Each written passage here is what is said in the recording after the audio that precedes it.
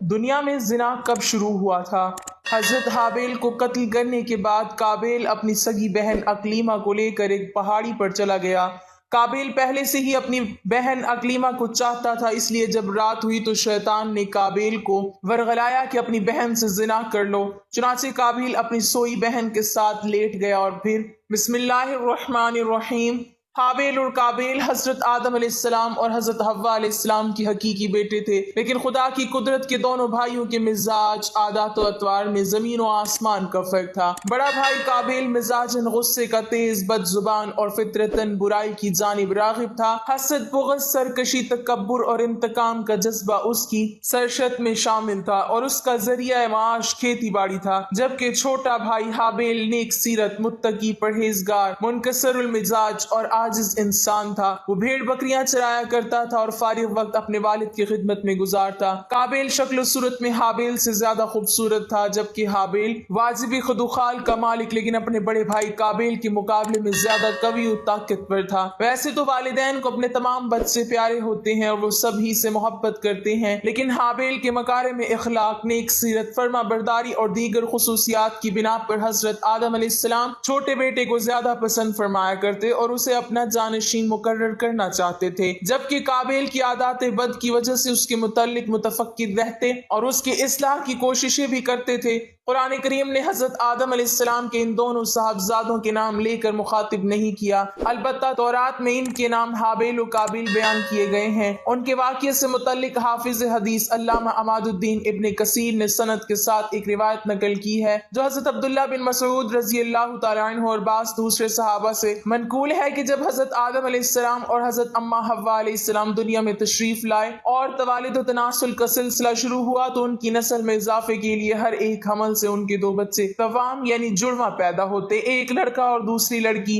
بہن بھائی ہونے کی وجہ سے ان کا آپس میں نکاح حرام تھا، چنانچہ اللہ تعالیٰ نے اس وقت کی ضرورت کے لحاظ سے شریعت آدم علیہ السلام میں یہ خصوصی حکم جاری فرما دیا تھا کہ حضرت حوا علیہ السلام سے توام پیدا ہونے والے لڑکے اور لڑکی کا عقد دوسرے وقت میں پیدا ہونے والے توام بچوں سے کر دینا جائز ہے۔ اسی حکم کے مطابق قابیل اور حابیل کی شادی ہونا تھی۔ قابیل عمر میں بڑا تھا، اس کے ساتھ اس کی جو ہمشیرہ پیدا ہوئی وہ حابیل کے ساتھ پیدا ہونے والے ہمشیرہ سے بہت زیادہ حسین و خوب رو تھی۔ جب نکاح کا وقت آیا تو حسب حکم حابیل کے ساتھ پیدا ہونے والی ہمشیرہ قابیل کے حصے میں آئی، لیکن چونکہ وہ خوبصورت نہیں تھی چنانچہ قابیل نے اس سے شادی سے انکار کر دیا۔ وہ اپنی سگی ہمشیرہ سے شادی کا خواہش مند تھا۔ حضرت آدم علیہ السلام نے شرعی قاعدے کے موافق اسے قبول نہیں فرمایا اور قابیل کو اللہ کے حکم کے مطابق عمل کی تلقین کی، لیکن قابیل اپنی ضد سے باز نہ آیا۔ بڑا ہونے کی وجہ سے قابیل خود کو والد کا جانشین سمجھتا تھا، لیکن وہ حابیل کے تعلق سے والد کے خیالات سے واقف تھا۔ اب حسین و جمیل لڑکی سے حابیل کی شادی کے فیصلے نے اسے حابیل کا دشمن بنا دیا۔ حضرت آدم علیہ السلام نے جب دونوں بھائیوں کے درمیان یہ تنازع دیکھا تو رفع اختلاف کے لیے دونوں بھائیوں کے لیے یہ تجویز پیش کی کہ تم دونوں بارگاہ خداوندی میں اپنی اپنی قربانی پیش کرو، اللہ تعالیٰ تم دونوں میں سے جس کی قربانی قبول فرما لے گا اس لڑکی کی شادی اس سے کر دی جائے گی۔ حضرت آدم علیہ السلام کو اس بات کا یقین تھا کہ قربانی اس کی قبول ہوگی جس کا حق ہے، یعنی حابیل کی۔ اس زمانے میں قربانی قبول ہونے کی ایک واضح اور کھلی علامت یہ ہوتی تھی کہ آسمان سے ایک آگ آتی اور قربانی کو کھا جاتی، اور جس قربانی کو آگ نہ کھائے تو اس کے معنی یہ ہوتے کہ وہ قربانی اللہ کے حضور قبول نہیں ہوئی۔ قرآن کریم میں اللہ تعالیٰ نے حضرت آدم علیہ السلام کے دونوں بیٹوں کا قصہ قیامت تک آنے والی نسلوں کے لیے عبرت اور نصیحت کے طور پر پیش کیا ہے۔ اللہ تعالیٰ اپنے محبوب رسول صلی اللہ علیہ وسلم اور نبی آخر الزماں کو مخاطب کرتے ہوئے فرماتا ہے، اے محمد آپ ان کو آدم علیہ السلام کے دونوں بیٹوں کے حالات بالکل صحیح پڑھ کر سنا دیں۔ جب ان دونوں نے نذرانہ پیش کیا تو ایک کی نیاز تو قبول ہو گئی اور دوسرے کی قبول نہیں ہوئی، تو وہ قابیل کہنے لگا کہ میں تجھے قتل کر دوں گا۔ اس حابیل نے کہا کہ اللہ پرہیزگار ہی کی نظر قبول فرمایا کرتا ہے، اگر تو مجھے قتل کرنے کے لیے مجھ پر ہاتھ چلائے گا تو میں تیرے قتل کی طرف ہرگز ہاتھ نہیں بڑھاؤں گا۔ مجھے تو اللہ رب العالمین سے ڈر لگتا ہے، میں تو چاہتا ہوں کہ تو میرا گناہ اور اپنے گناہ دونوں اپنے سر رکھ لے، پھر دوزخیوں میں شامل ہو جا۔ ظالموں کا یہی بدلہ ہے۔ پس اسے اس کے نفس نے اپنے بھائی کے قتل پر آمادہ کر دیا اور اس نے اسے قتل کر ڈالا اور خسارہ اٹھانے والوں میں سے ہو گیا۔ حضرت آدم علیہ السلام نے دونوں بھائیوں کو حکم دیا کہ وہ اللہ کے حضور قربانی پیش کریں۔ اس اثناء میں اللہ تعالیٰ نے حضرت آدم علیہ السلام کو حج کی ادائیگی کے لیے مکہ مکرمہ جانے کا حکم فرمایا۔ حضرت آدم علیہ السلام قابیل کی جانب سے متفکر تھے، چنانچہ حج کے سفر پر جانے سے پہلے آپ نے دونوں بیٹوں کو بلا کر نصیحت کی کہ بارگاہ خداوندی سے جو بھی فیصلہ آئے اسے دونوں بھائی بخوشی قبول کریں اور آپس میں مل جل کر رہیں۔ اس ہدایت و نصیحت کے بعد حضرت آدم علیہ السلام مکہ مکرمہ روانہ ہو گئے۔ قابیل باپ کی نصیحت کی وجہ سے قربانی دینے پر آمادہ ہوا تھا، چنانچہ دونوں نے قربانی پیش کی۔ حابیل بکریوں والے تھے، چنانچہ انہوں نے ایک نہایت عمدہ خوبصورت اور فربا بکری راہ خدا میں قربانی کے لیے پیش کی۔ قابیل کھیتی باڑی کرتا تھا، لہٰذا اس نے فضول اور ردی فصل کا ایک گٹھا قربانی میں دیا۔ اللہ نے حابیل کی قربانی قبول فرمائی مگر قابیل کی قبول نہیں ہوئی۔ اس زمانے میں قربانی کی قبولیت کی علامت یہ ہوتی تھی کہ آسمان سے ایک شعلہ نیچے اترتا اور وہ قربانی کے لیے پیش کی گئی شے کو جلا کر بھسم کر دیتا۔ اس کا مطلب یہ تھا کہ اللہ نے قربانی قبول فرما لی۔ یہ دیکھ کر قابیل غضبناک ہو گیا اور حسد کی آگ میں جل کر بولا، میں تجھے جان سے مار ڈالوں گا۔ حابیل نے کہا، بھائی جان، اس میں میرا کیا قصور ہے؟ یہ تو اللہ تعالیٰ کا قاعدہ ہے کہ وہ صرف اپنے متقی بندوں کی قربانی قبول فرماتا ہے۔ اگر آپ مجھے قتل کرنے کے لیے اپنا ہاتھ جلائیں گے تب بھی میں آپ کو قتل کرنے کے لیے اپنا ہاتھ نہیں جلاؤں گا، کیونکہ مجھے تمام جہانوں کے پروردگار اللہ تعالیٰ کا خوف ہے۔ اگر آپ اس انتہا تک پہنچ جائیں گے کہ مجھے قتل ہی کر دیں گے تو آپ اپنے گناہوں کے ساتھ ساتھ میری خطاؤں کا بھی بوجھ اپنے سر اٹھائیں گے۔ ایک بے گناہ انسان کو قتل کرنے والا گویا مقتول کے تمام گناہوں کا بوجھ بھی اپنے سر اٹھا لیتا ہے۔ اس طرح میرے گناہوں کا وبال بھی آپ کے سر ہوگا اور میرے لیے تو یہ کوئی گھاٹے کا سودا نہیں ہے، البتہ اس جرم کی وجہ سے آپ جہنمی ہو جائیں گے۔ ان الفاظ کے بین السطور اس کے ضمیر کی کشمکش کا مکمل نقشہ موجود ہے۔ ایک طرف اللہ کا خوف، نیکی کا جذبہ، خون کا رشتہ، اور دوسری طرف شیطانی ترغیب، حسد کی اور نفسانی خواہش کی اکساہٹ، اور پھر بالآخر اس اندرونی کشمکش میں اس کا نفس جیت ہی گیا اور اس نے بھائی کو قتل کر ڈالا، جس سے وہ نقصان پانے والوں میں سے ہو گیا۔ قابیل نے حابیل کو کیسے قتل کیا؟ حضرت عبداللہ بن عمر فرماتے ہیں، خدا کی قسم، مقتول حابیل قابیل سے زیادہ طاقتور تھا، لیکن اسے حیا و شرم مانے رہی کہ اپنے بھائی کی طرف قتل کے لیے ہاتھ بڑھائے۔ علامہ ابن کثیر قتل کے حوالے سے مختلف اقوال تحریر فرماتے ہیں کہ شاید قابیل کے پاس لوہے کی راڈ ہو جس سے حابیل کو مار اور قتل کر دیا۔ ایک اور قول یہ بھی ہے کہ قابیل نے پتھر کی چٹان حابیل کے سر پر مار کر اسے ہلاک کیا، جبکہ حابیل جب سو رہا تھا تو قابیل نے بھائی کا سر کچل ڈالا۔ ایک قول یہ بھی ہے کہ قابیل نے حابیل کا گلا گھونٹ دیا اور اس طرح اسے کاٹا جیسے درندے کرتے ہیں، جس سے وہ جاں بحق ہو گیا، واللہ عالم۔ حضرت علامہ شبیر احمد عثمانی تفسیر عثمانی میں تحریر فرماتے ہیں کہ اگر کوئی ناحق کسی کو مارنے لگے تو اسے اجازت ہے کہ اپنے دفاع میں ظالم کو مار ڈالے، لیکن اگر صبر کرے تو شہادت کا درجہ ہے۔ حابیل نے اپنے بھائی قابیل سے کہا تھا کہ بھائی، میں آپ سے ڈر کر نہیں بلکہ اللہ تعالیٰ کے خوف سے یہ چاہتا ہوں کہ اپنے بھائی کے خون میں اپنے ہاتھ نہ رنگوں۔ قرآن مجید میں مذکور شادی کا کوئی تذکرہ ہے، نہ حضرت آدم علیہ السلام کے صاحبزادوں حابیل اور قابیل کے نام موجود ہیں، بلکہ ناموں کے بجائے آدم علیہ السلام کے دو بیٹوں کہہ کر پکارا گیا ہے۔ اس قربانی کا ذکر فرما کر اللہ تعالیٰ نے نعش کی تدفین کے بارے میں یوں فرمایا ہے کہ اب اللہ نے ایک کوا بھیجا جو زمین کوریدنے لگا تاکہ اسے دکھائے کہ اپنے بھائی کی لاش کو کس طرح چھپائے۔ کہنے لگا، ہائے افسوس، کیا میں اس کوے کی مانند بھی نہ ہو سکا کہ اپنے بھائی کی لاش چھپا دیتا، سو وہ پشیمان ہونے والوں میں سے ہو گیا۔ قابیل نے اپنے بھائی کو قتل تو کر دیا، لیکن اب وہ نہایت پریشان تھا کہ اس نعش کا کیا کرے۔ یہ زمین پر کسی انسان کا پہلا قتل تھا۔ بعض مفسرین نے ذکر کیا ہے کہ جب قابیل اپنے بھائی کو قتل کر چکا تو اس کی نعش 1 سال تک اپنی پشت پر لادے پھرتا رہا۔ اہل کتاب سے منقول ہے کہ دمشق کے شمال میں ایک پہاڑ جبل قاسیون میں وہ غار موجود ہے جس میں قابیل نے پتھر مار کر حابیل کو قتل کیا تھا۔ یہ غار آج بھی خونی غار کے نام سے پکارا جاتا ہے۔ اس بات کی صحت کا علم اللہ تعالیٰ ہی کو ہے۔ بعض مفسرین نے لکھا ہے کہ اللہ تعالیٰ نے 2 کووں کو بھیجا تھا۔ اسماعیل بن عبد الرحمن بن ابی کریمہ مفسر قرآن ہیں اور صدی کے نام سے شہرت رکھتے ہیں۔ وہ اپنی سند کے ساتھ روایت کرتے ہیں کہ وہ کوے دونوں بھائی تھے، پھر دونوں لڑنے لگے حتیٰ کہ ایک نے دوسرے کو ہلاک کر دیا۔ پھر وہ قتل کے بعد زمین کی طرف جھکا اور اسے کھودنے لگا، پھر گڑھے میں کوے کو ڈالا اور اسے دفن کر کے چھپا دیا۔ جب قابیل نے یہ سب دیکھا تو پکار اٹھا، ہائے افسوس کہ میں اس کوے کی طرح ہونے سے بھی عاجز ہو گیا کہ اپنے بھائی کی لاش छुपा लूं। फिर काबिल ने कव्वे की पैरवी करते हुए भाई को दफन करके छुपा दिया। अहले सीर लिखते हैं कि हजरत आदम अलैहिस्सलाम को अपने फर्जंद हाबिल के कत्ल का सख्त रंजो गम था, क्योंकि वो उनका जानशीन था। हजरत आदम अलैहिस्सलाम इसकी याद में 40 साल तक रोते रहे, यहाँ तक कि अल्लाह ने उन्हें हाबिल के बदले एक निहायत नेक और सादतमंद फर्जंद अता फरमाया। हजरत आदम और हजरत हव्वा अलैहिस्सलाम ने उनका नाम शीस रखा, जिसके मायने है अल्लाह का अतिया। हजरत शीस को अल्लाह ताला ने नबूवत से सरफराज फरमाया। हाबिल की नाश दफनाने के बाद काबिल को वालिद के गुस्से का खौफ था, चुनाचे शैतान के मशवरे पर वो यमन फरार हो गया, जहां उसने सुकूनत इख्तियार कर ली और वालिद के दीन हक को छोड़कर पहले आतिश परस्ती बाद अज़ा बुत परस्ती शुरू कर दी।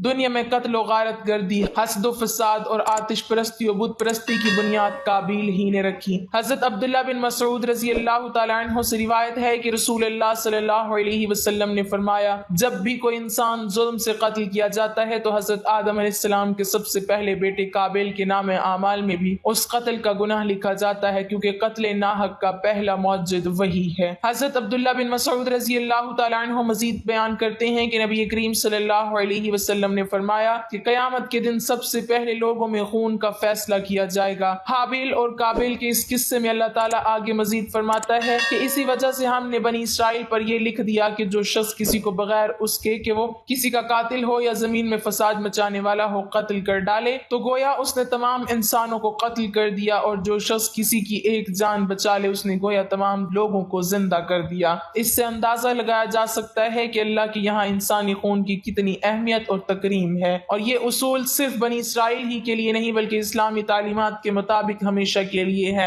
अल्लामा इब्न कसीर फरमाते हैं कि काबिल को हाबिल के कत्ल नाहक की दुनियावी सजा फौरी तौर पर इस तरह दे दी गई कि उसकी पिंडली उसकी रान के साथ चिमट गई, और जिस तरफ सूरज का रुख होता उसका चेहरा भी अज खुद उधर ही घूम जाता।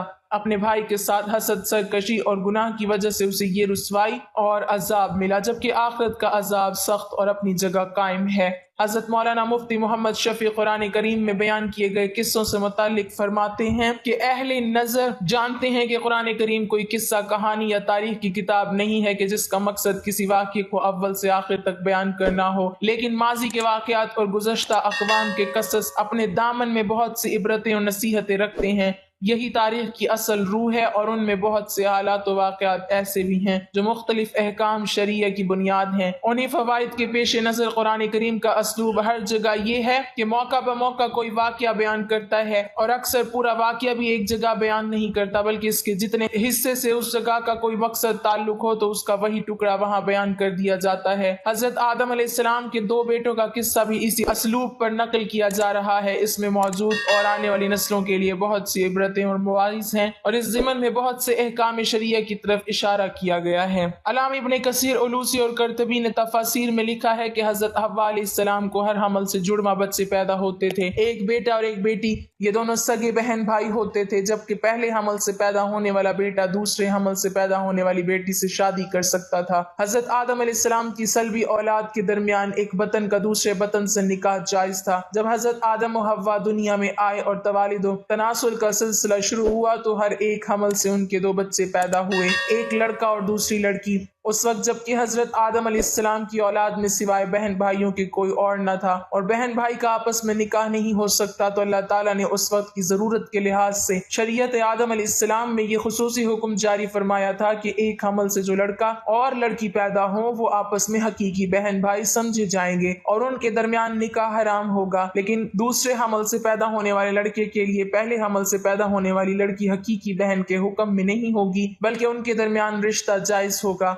हजरत आदम अलैहिस्सलाम की शरीयत में जरूरत तवालिद और तनासुल की वजह से ये जायज था, इसके अलावा और कोई शक्ल न थी। उसको अल्लाह ताला ने उस वक्त जायज फरमाया था, चूंकि बाद में इसकी जरूरत न रही, इसलिए फिर हजरत आदम अलैहिस्सलाम के बाद आने वाली हर शरीयत में इसको मना कर दिया गया कि कोई बहन भाई आपस में शादी नहीं कर सकता। काबिल के साथ जो लड़की पैदा हुई वो बेइंतहा खूबसूरत थी, जबकि हाबिल के साथ जो लड़की पैदा हुई वो इतनी खूबसूरत न थी। हजरत आदम अलैहिस्सलाम की शरीयत के मुताबिक जब ये जवान हुए तो काबिल की शादी हाबिल की बहन से होनी थी, और हजरत हाबिल की शादी काबिल की बहन से होनी थी। लेकिन काबिल अपनी ही बहन को पसंद करने लगा और वो उसी से शादी करना चाहता था, जबकि शरीयत आदम में इसकी मुमानियत थी कि एक ही हमल से पैदा होने वाले बच्चों की शादी आपस में नहीं हो सकती। لہٰذا جب یہ صورتحال زیادہ بگڑ گئی تو حضرت آدم علیہ السلام نے ان دونوں کو اللہ کی راہ میں قربانی پیش کرنے کو کہا اور بتایا کہ جس کی قربانی کو آسمان سے آگ آ کر کھا جائے تو سمجھنا کہ اس کی قربانی قبول ہو گئی۔ قابیل کھیتی باڑی کا کام کرتا تھا، حضرت حابیل علیہ السلام بکریاں چرایا کرتے تھے۔ حضرت حابیل علیہ السلام نے اللہ تعالیٰ کے سامنے ایک بکری کا بچہ پیش کیا اور قابیل نے بھی اللہ تعالیٰ کی بارگاہ میں قربانی رکھ دی، چنانچہ حضرت حابیل کی قربانی قبول ہو گئی۔ ایک دن قابیل نے غصے میں آ کر حضرت حابیل علیہ السلام کو پتھر مار کر قتل کر دیا۔ پھر شیطان قابیل کے پاس آیا اور اس کو گھر سے بھاگنے کے لیے کہا۔ شیطان کہنے لگا اگر تم یہاں رہو گے تو تمہیں تمہارا باپ مار ڈالے گا۔ بس اسی قتل کے ڈر سے قابیل اپنی سگی بہن اقلیمہ کو لے کر یمن کی پہاڑیوں میں جا بسا۔ اصل میں شیطان کو یہ ڈر تھا کہ کہیں قابیل توبہ کر کے حضرت آدم علیہ السلام کا تابعدار بیٹا نہ بن جائے۔ پہاڑیوں میں جا کر نسل قابیل خوب بڑھنے لگی اور وہاں اس کی کثیر اولاد ہوئی۔ قابیل اور اس کی اولاد نے ہی سب سے پہلے آتش پرستی اور پھر شیطان کے بہکاوے میں آ کر بت پرستی شروع کر دی۔ دنیا میں قتل و غارت، حسد و فساد اور بت پرستی کی بنیاد قابیل ہی نے رکھی۔ حضرت عبداللہ بن مسعود رضی اللہ تعالیٰ عنہ سے روایت ہے کہ حضور نبی اکرم صلی اللہ علیہ وسلم نے فرمایا دنیا میں جب بھی کوئی ظلم سے قتل ہوتا ہے تو اس کا ایک گناہ حضرت آدم علیہ السلام کے بیٹے قابیل کی گردن پر ضرور ہوتا ہے، اس لیے کہ یہ وہ شخص ہے جس نے ظالمانہ قتل کی ابتدا کی اور یہ ناپاک طریقہ جاری کیا۔ اس دن کے بعد حضرت آدم علیہ السلام مسلسل پریشان رہنے لگے۔ حضرت آدم علیہ السلام اللہ تعالیٰ کی بارگاہ میں دعا کرتے تھے یا اللہ تعالیٰ مجھے نیک اولاد عطا فرما۔ اللہ تعالیٰ نے حضرت آدم علیہ السلام کی دعا قبول فرماتے ہوئے حضرت آدم علیہ السلام کو ایک لڑکا عطا فرمایا جس کا نام حضرت شیس علیہ السلام تھا۔ حضرت شیس علیہ السلام جوان ہوئے تو حضرت آدم علیہ السلام نے اپنا جانشین حضرت شیس علیہ السلام کو مقرر کر دیا، ان کو حکم دیتے ہوئے کہا کہ اپنے بھائی قابیل سے ہمیشہ دور رہنا۔ جب حضرت آدم علیہ السلام کا وصال ہوا تو اللہ تعالیٰ کی طرف سے بے شمار فرشتے زمین پر نازل ہوئے، انہوں نے حضرت شیس علیہ السلام کو اپنے باپ کو دفن کرنے کا طریقہ بتایا۔ اس کے بعد حضرت حوا کا بھی وصال ہو گیا۔ اس کے بعد زنا کی شروعات ہوئی۔ اس کے بعد ایک وادی میں قابیل اور اس کی اولاد رہنے لگی۔ شیطان ایک آدمی کی شکل میں ان کے پاس آتا۔ شیطان نے ان دونوں کو عیش و عشرت میں لگا دیا۔ شیطان نے ان کو ایسے ایسے کپڑے اور گانے بجانے کے طریقے سکھائے کہ وہ کبھی بھی ان کو نہ بھول سکے۔ انہوں نے ایک دن میلے کے لیے مقرر کیا جس پر وہ برہنہ عورتیں اور مرد اکٹھے شرکت کرتے۔ اس میلے پر طرح طرح کے گانے اور موسیقی کی آوازیں آتی تھیں۔ اس طرح جو شخص مومن تھا ان کو بھی یہ آوازیں سنائی دیتی تھیں۔ ایک دن ایک مومن کے دل میں خیال آیا کہ میں یہ سب کچھ قریب سے دیکھنا چاہتا ہوں۔ ایک دن وہ مومن اپنے ساتھیوں سے چوری وہاں سے نکلا اور قابیل کے لوگوں کے پاس آ گیا۔ اس نے دیکھا کہ قابیل کی اولاد بے حیائی اور فضول کاموں میں لگی ہوئی تھی۔ اس شخص نے وہاں جا کر دیکھا تو وہ عورتیں بہت ہی خوبصورت اور حسین تھیں۔ اس حوالے سے روایت میں آتا ہے کہ حضرت شیس اور ان کے ساتھی بہت ہی حسین و جمیل نوجوان تھے۔ ان کی نسبت ان کی عورتیں زیادہ پیاری نہ تھیں۔ قابیل کی اولاد میں لڑکیاں تو بہت ہی پیاری تھی لیکن ان کی نسبت مرد زیادہ حسین و جمیل نہ تھے۔ وہ شخص قابیل کی اولاد اور عورتوں سے بہت ہی متاثر ہوا۔ اس کے بعد وہ واپس آ گیا۔ اس نے مومنین کو بھی ان کی عورتوں کے بارے میں بتایا۔ ان میں سے جو کمزور ایمان والے تھے وہ قابیل کی اولاد کی طرف ہجرت کرنے لگ گئے۔ کافی حد تک مومن لوگ بھی قابیل کے فتنے میں داخل ہوتے گئے اور فضول کاموں میں شامل ہوتے جا رہے تھے۔ اس طرح وہ ایک دوسرے کی طرف مائل ہوتے گئے جہاں سے زنا جیسے کبیرہ گناہ نے جنم لیا۔ روایات میں آتا ہے کہ حضرت شیس علیہ السلام کے ساتھ رہنے والے ساتھیوں کی تعداد بہت ہی کم رہ گئی تھی، جو کہ قابیل کا گروہ کافی مضبوط اور طاقتور ہو چکا تھا۔ وہ حضرت شیس اور ان کے ساتھیوں کو تنگ کرتے رہتے تھے، ان کو طرح طرح کی تکلیفیں دیا کرتے تھے۔ حضرت آدم علیہ السلام نے وفات کے وقت حضرت شیس علیہ السلام کو نصیحت کی تھی، اے میرے جانشین میرے بعد تقوی اختیار کرنا اور اپنی نسل کو قابیل سے پاک رکھنا۔ ایسا ہی ہوا۔